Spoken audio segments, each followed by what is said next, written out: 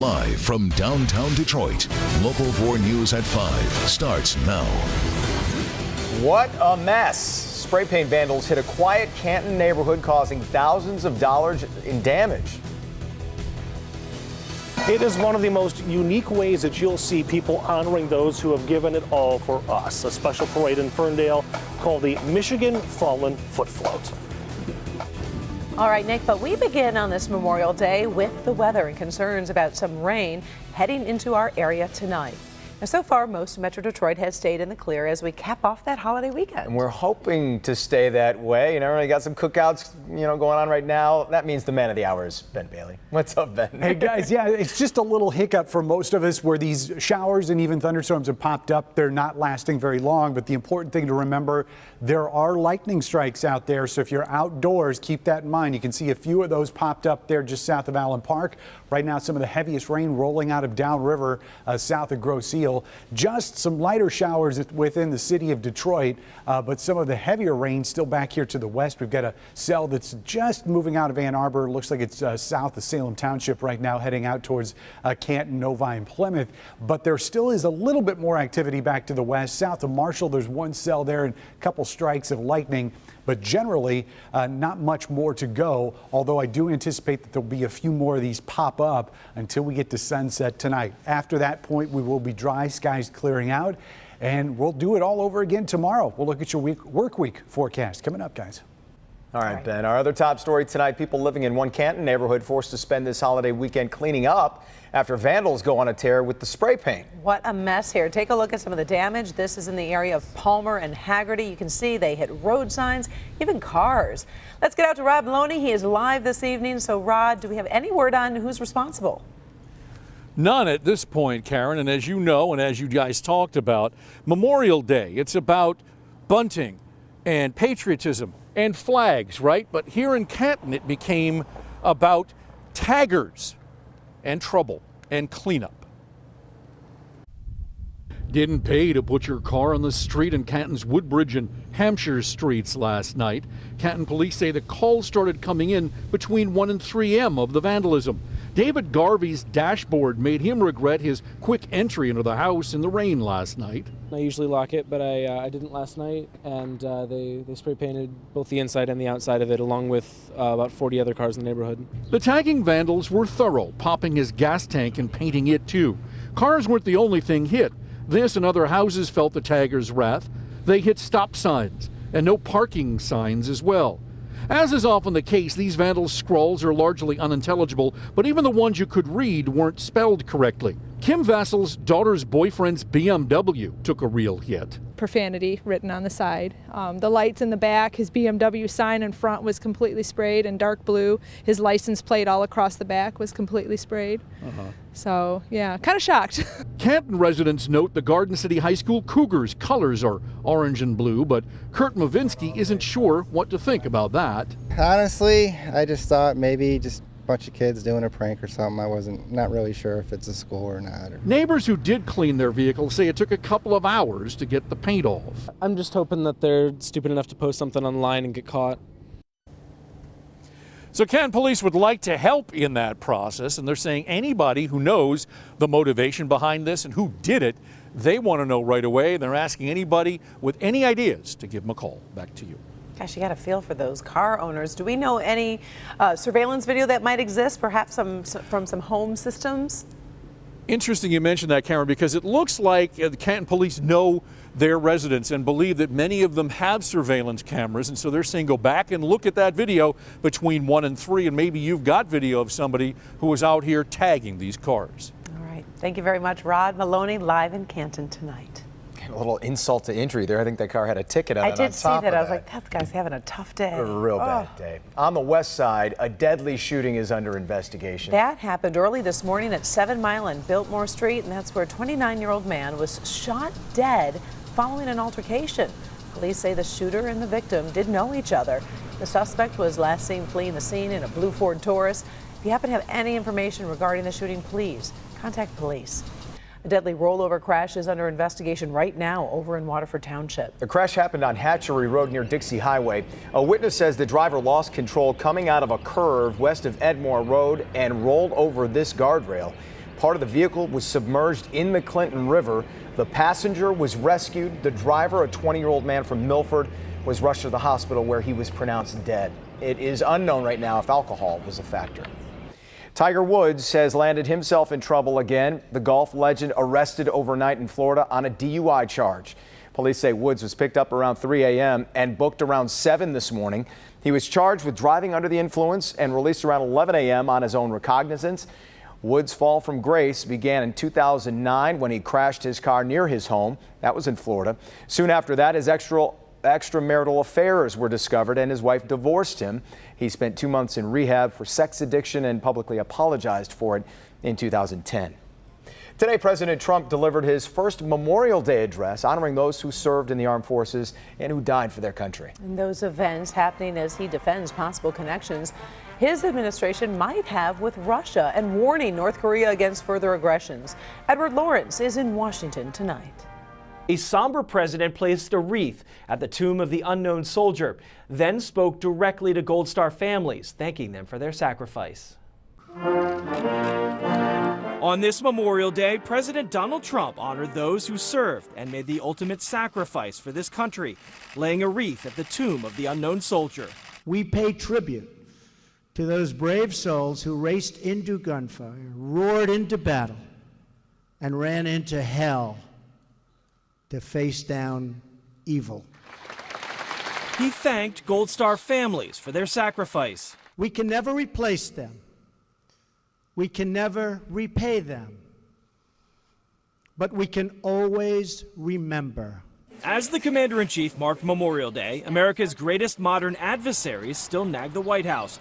President Trump defended his advisor and son-in-law, Jared Kushner, for trying to set up back-channel communications to the Russians before he took office, according to the Washington Post. The president telling the New York Times, quote, "I have total confidence in him." Senator John McCain, while in Australia, said today he doesn't like the idea of a secret communications channel with the Russians. Some administration officials are saying, well, that's standard procedure. I don't think it's standard procedure prior to the inauguration of a president of the United States by someone who is not in an appointed position. Meanwhile, the president warned North Korea against further aggression, tweeting North Korea has shown great disrespect for their neighbor, China, by shooting off yet another ballistic missile. The country's leader watched the test launch of his third missile in as many weeks. The administration has been trying to put pressure on China and Russia to get the North Koreans to back off. Defense Secretary Jim Mattis says that North Korea poses a direct threat to the United States and other countries in Asia.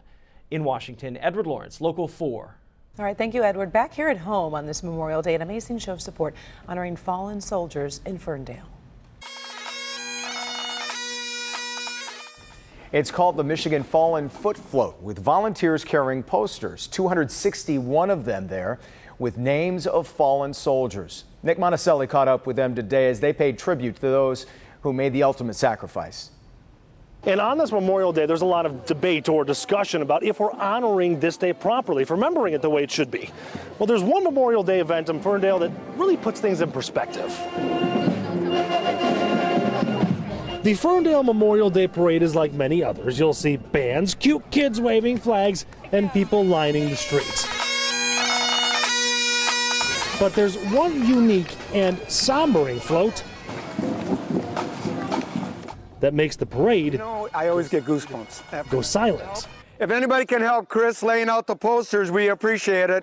Long before this parade even started, we need to get some ties. Larry Seville and hundreds of volunteers were getting ready for the Michigan Fallen Foot Float. The back has what to do. Carrying signs honoring those either born, raised, or relocated in Michigan and didn't get to come home. This time around, they are carrying those who served in the Iraq or Afghanistan wars. This is the 9th year they've done this. When they started, there were 180 posters. Now, there's 261. There's a lot of family and friends that are here that can't do this. We're carrying their memory. We're carrying them in spirit. And like I say, every year, we become their witnesses so they don't disappear. And that emotion is felt down Woodward too, especially seeing that the respect is mutual. No, it's very sombering. You just walk and just wear sunglasses because you see people stand up and salute and you're just bawling. People stand up, people get emotional, vets hold their salute. So I think mostly it is somber, but it's more respectful. I say to my wife all the time, I say, the greatest thing that can happen to you in life is to be born in America. And I believe that. In Ferndale, Nick Bonicelli, Local 4. Great scene there today. If you'd like more information on the Michigan Fallen Foot Float or how you can get involved in next year's parade, it's the 10th anniversary next year. You can visit our website at clickondetroit.com. A mystery unfolding tonight on Detroit's east side. That's right. Why police say they have so few clues to go on after a man is found shot to death in a driveway. And significant progress in the Manchester terror investigation. Coming up here at 5, the new leads uncovered by more than 1,000 officers and how they're paying immediate dividends. But first, there are the subtle warning signs parents need to be able to spot. How to tell if your child is suffering from allergies and the one thing you need to do about it. Coming up next. New at 6. You have no doubt seen dozens or maybe even hundreds of signs like this about lost dogs, but this one is a little bit different. This one, we're talking about a lost leader dog, how you can help Brinkley find her way home. All right, thank you, Nick. Let's talk good health. The end of May is a peak time for allergy symptoms for many because it's that time of year when tree and grass pollen seasons just collide. Well, some of those suffering are the little kids, and experts say even parents who have their own allergies sometimes have trouble recognizing when their child is developing symptoms. That may not be a simple cold. Many parents are surprised to discover their child has developed a pollen allergy. You're going to want to look out for in kids sneezing, especially when they wake up in the morning, or sneezing when they come back in from being outside and playing with their friends. Looking for itchiness and redness in their eyes. Rubbing the eyes is a pretty obvious symptom. Dr. Brian Schroer is an allergist and immunologist at Cleveland Clinic Children's Hospital.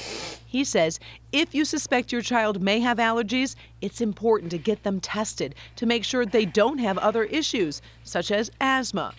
For kids who do have seasonal allergies, the doctor says there are a wide variety of safe and effective allergy medications available over the counter. But it's important to work with your doctor to determine which are the best match for your child's symptoms. As with any allergy, the #1 treatment is avoiding your allergy trigger, but that's not always a great choice for children who enjoy having fun outdoors. Schroer says there are steps parents can take to reduce the amount of pollen kids bring inside. One is if they come in from playing outside, you can have them take a shower before they go to bed. That probably decreases the pollen levels that are getting inside their bedroom and their beds. You can keep your bedroom windows shut, or at least all the windows in the house shut, especially if you have the luxury of a central air conditioning system. Experts also suggest encouraging your child to wear sunglasses outdoors. That can help decrease the amount of pollen that blows into their eyes, which can reduce redness and itching. Today is the last day of the annual Movement Festival over at Hart Plaza. The festival takes place every year over Memorial Day weekend.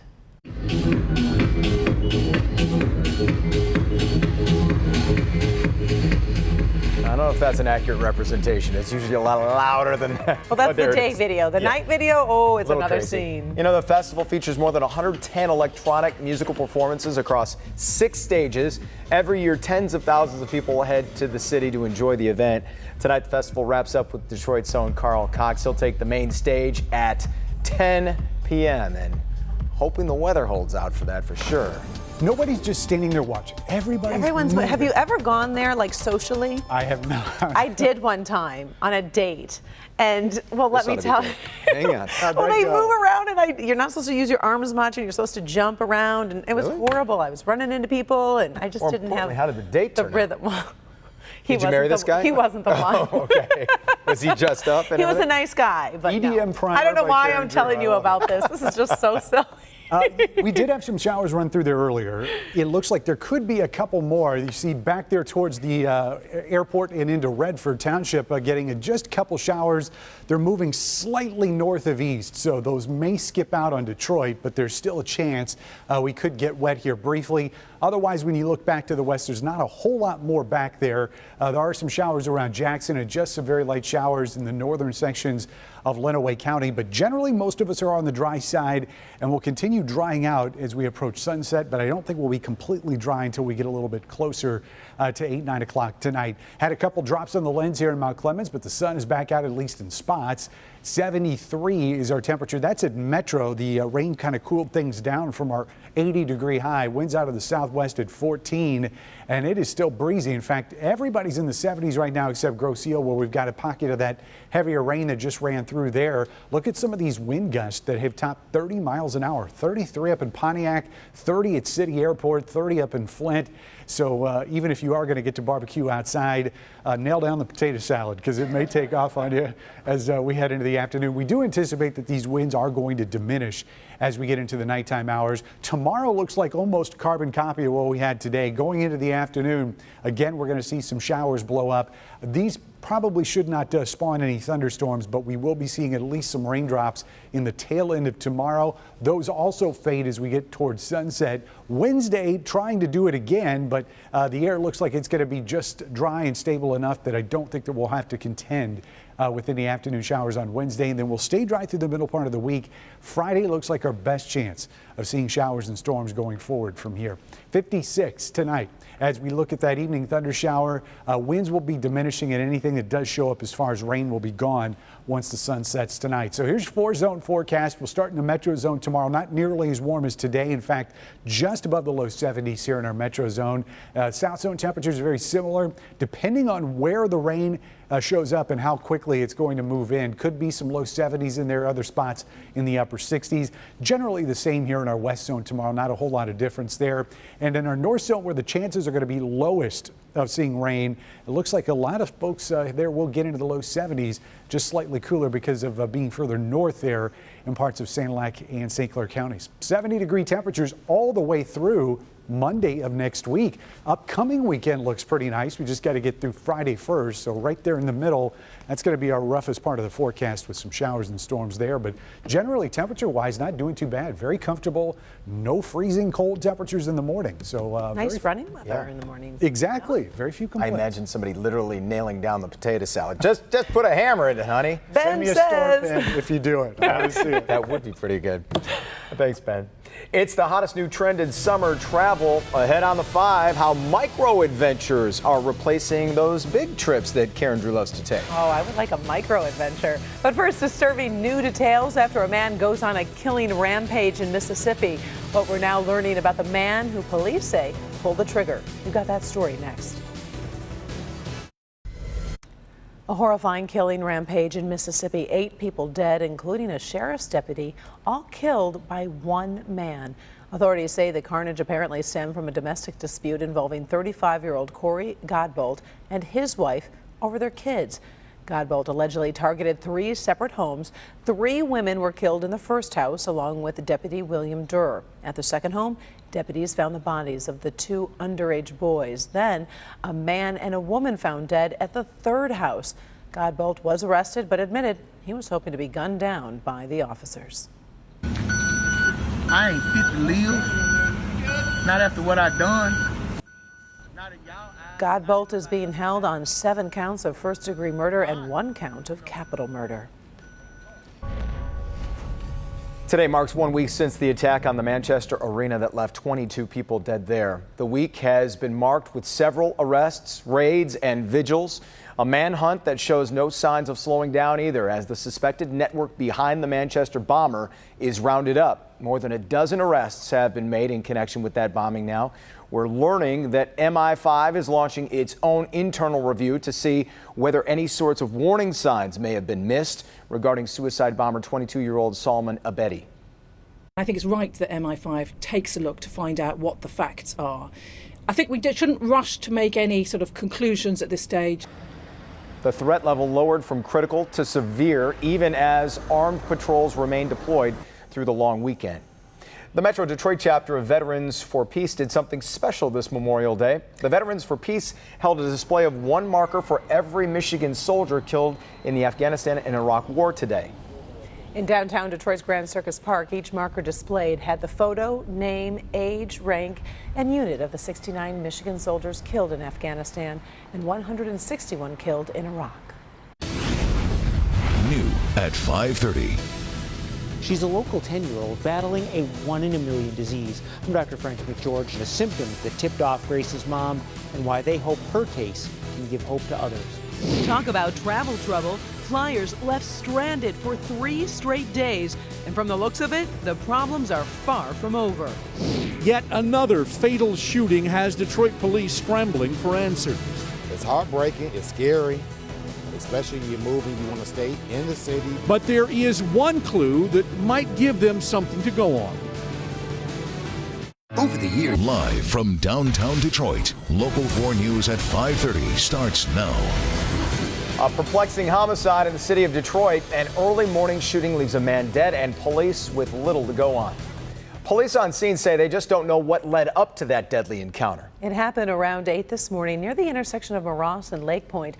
And when police arrived, they found a man laying in a driveway. Let's get to Rod Maloney. He is live following the very latest developments. Rod. Yeah, Karen, you know, there isn't that much to know. They know that it's a 28-year-old. He was shot in the shoulder. They did CPR on him at the scene. He was transported to the hospital, and there he died. Detroit police are asking for anybody with information to give them a call. Uncertain what they had, Detroit police knocked in the door of the vacant home where the murder happened. They found nothing inside. The man shot, found on the driveway at the side of the house just east of Lake Point, owned a high-end motorcycle that sat unattended. Neighbor Charles Tate says the motorcycle could be an important clue based on yesterday's happenings here. All of the day yesterday, you kept seeing motorcycles going up and down Moross flying. You saw the mopeds, you saw the scooters, whatever. They were flying. The shooting happened shortly before 8 a.m. Numerous officers scoured the scene for clues, but to no end.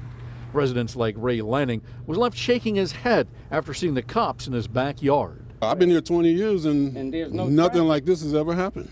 This is the first of this. After hearing only one shot, one of the more disturbing parts of this shooting for the neighbors is the writing on the sidewalk. Peaceful ideals like patience, mercy, honor, and believe point out that this is a school zone. Carlton Elementary School blocks away in Lake Point.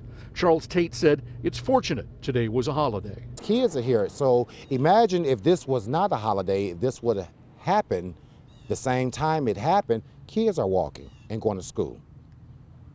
Yeah. So it's very troubling. So if you have any information, Detroit police are saying to call the homicide department. We have the phone number on clickondetroit.com.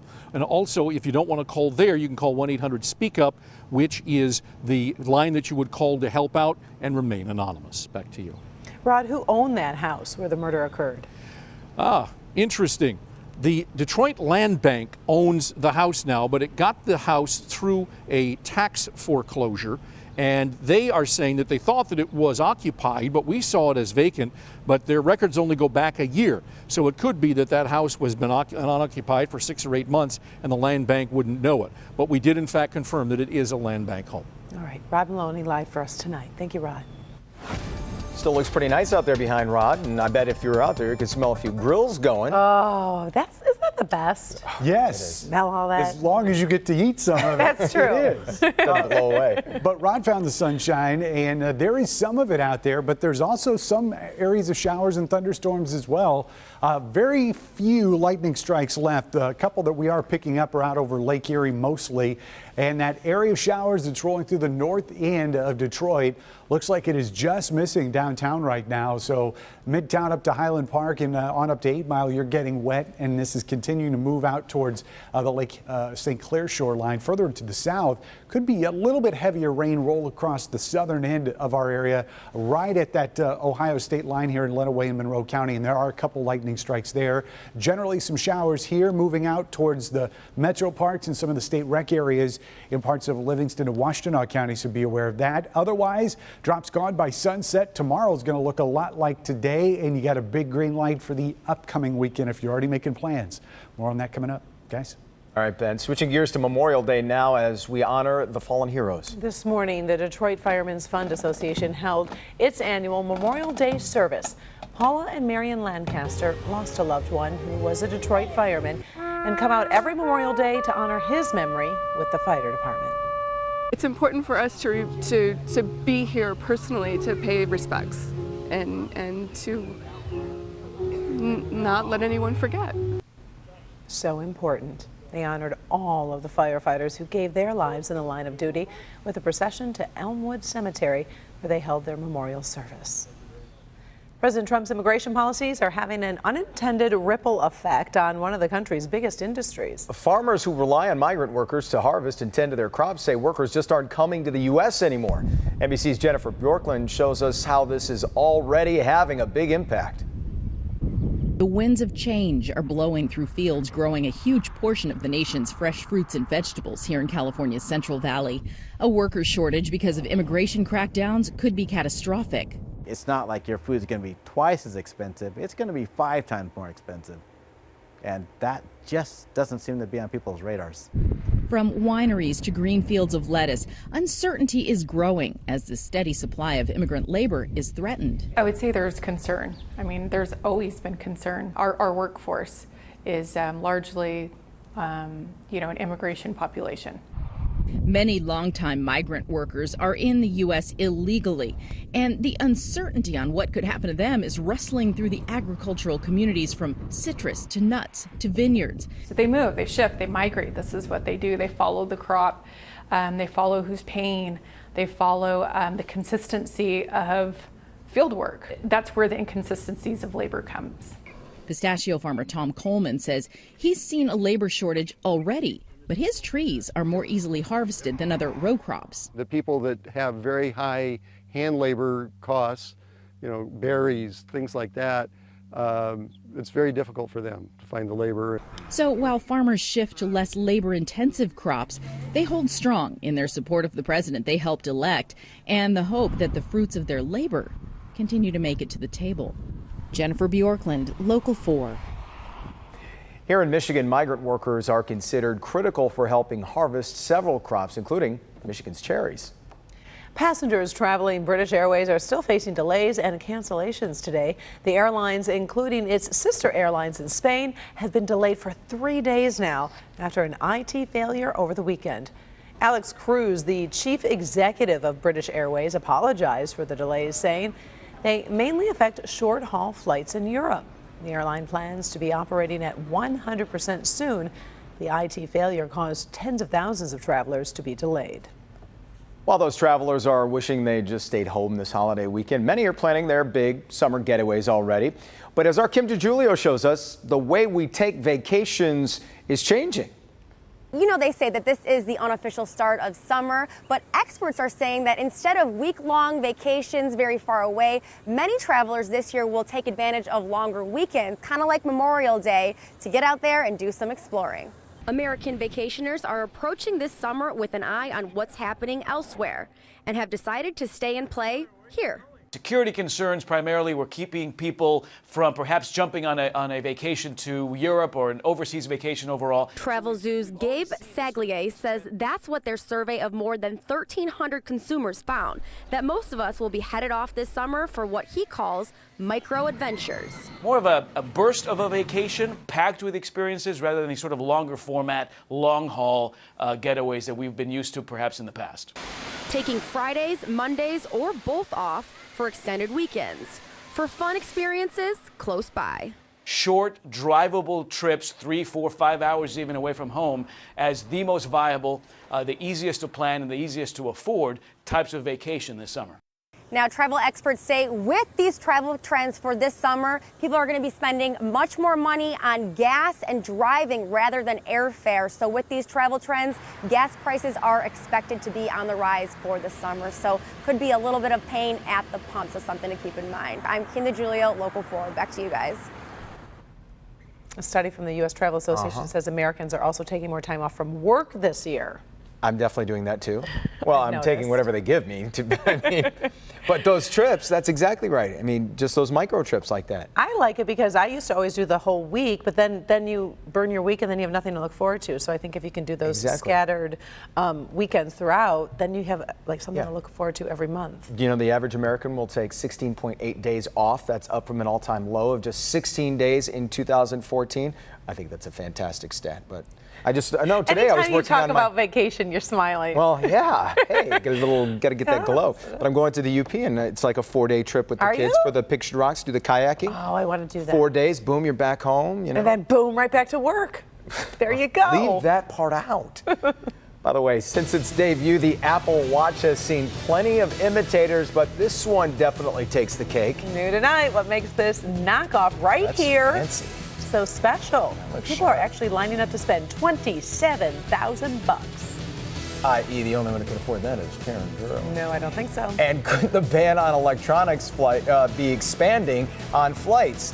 What one key official is hinting at that will change the way we fly. Hey, Doc. She's a local 10-year-old battling a 1 in a million disease.